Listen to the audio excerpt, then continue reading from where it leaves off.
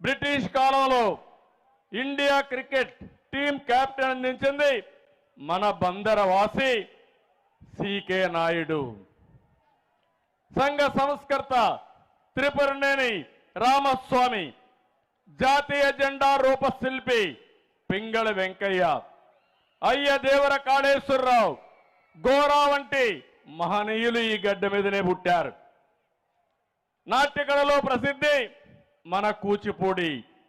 కూచిపూడి నాట్యం దేశానికి గర్వకారణం, ప్రపంచమంతా కూడా ఆచరణీయం.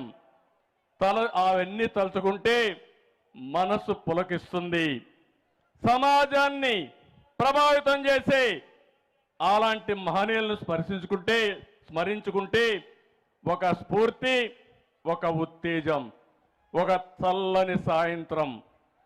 ఇలాంటి మహనీయులను తలుచుకుని మళ్ళీ మనం జాతి కోసం, ఈ ప్రాంతం కోసం, మన కోసం పునరంకితమై ముందుకు పోదామని చెప్పి కోరుతున్నా.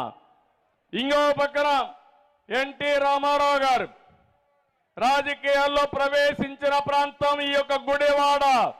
మొట్టమొదటిసారిగా ఎమ్మెల్యే అయింది ఈ గుడివాడ నుంచి.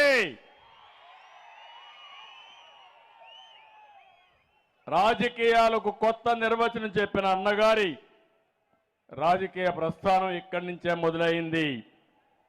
ఇలాంటి మహామహులు పుట్టిన తులసి వనం ఈ కృష్ణా తీరం. అలాంటి తులసి వనం ఈరోజు గంజాయి మొక్కలు పుట్టాయి ఇక్కడ. అవునా కాదా అని మిమ్మల్ని అడుగుతున్నా. అవును అంటే గట్టిగా చప్పట్లు కొట్టి చెప్పండి. ఈ గంజాయి మొక్కల్ని ఏరేయాలా లేదా అని మిమ్మల్ని అడుగుతున్నా. పవిత్రమైన ఈ మట్టిని మలినం చేస్తున్నారు. అధికారం అంటే బూతులు, దోపిడీ, క్యాసినోలు, పేకాటలు, కబ్జాలు. వింటున్నారా తమ్ముళ్ళు? నిన్న కూడా సంక్రాంతి వచ్చింది. మనకందరికీ సంక్రాంతి కోసం మనం ఊర్లోకి వస్తే ఈ దుర్మార్గులు క్యాసినోలు పెట్టి పేకాట ఆడించి మన దగ్గర డబ్బులు కొట్టేస్తున్నారంటే ఇంకా కొవ్వెక్కి విపరీతంగా మాట్లాడుతున్నారు. ఒకటే చెప్తున్నా, తెలుగుదేశం ఎవ్వరికీ భయపడదు, భయపడే సమస్య లేదు. ఈ రోజు ఉంది, రేపు ఉంది, ఎల్లుండి కూడా ఉంది. తొందరలో చెప్తాను మీ అందరి కథ. వదిలిపెట్టం, జాగ్రత్తగా ఉండమని హెచ్చరిస్తున్నా. మంచిగా మీ పని చేయండి, మేము కూడా సహకరిస్తాం. మీరు చేసిన రౌడీయిజం, మీరు చేసిన అరాచకాలు గుర్తు తెచ్చుకుంటే రక్తం పొంగుతుంది.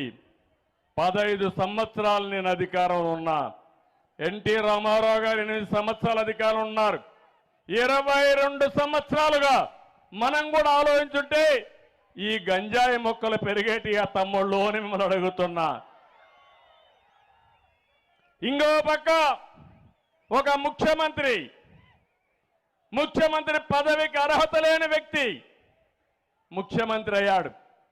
అందుకే చూస్తే బూత్ శ్రీ అయితే ఆయనకి ఎమ్మెల్యే పదవి, బూతు రత్న అయితే ఆయనకు ఎంపీ పదవి, బూతు సామ్రాట్ అయితే అతనికి మంత్రి పదవి. ఇది ఈరోజు రాష్ట్రంలో ఉండే రాజకీయం. ఎంపీ అంటే పార్లమెంట్లో మాట్లాడి కేంద్రాన్ని మెప్పించి 1-2 ప్రాజెక్టులు తేవాలి. కానీ ఇక్కడుండే సైకో అంటాడు, ఆ ఎంపీని ఒకటి అడుగుతున్నాడు, అవన్నీ అవసరం లేదు, చంద్రబాబును తిట్టావా, పవన్ కళ్యాణ్ తిట్టావా, లోకేష్ని తిట్టావా, వీడియో ఉందా, అది నేను చూడలేదు కాబట్టి నీకు టికెట్ ఇవ్వనబో అన్నాడు ఇక్కడ ఎంపీకి. విన్నారా తమ్ముళ్ళు? ఇది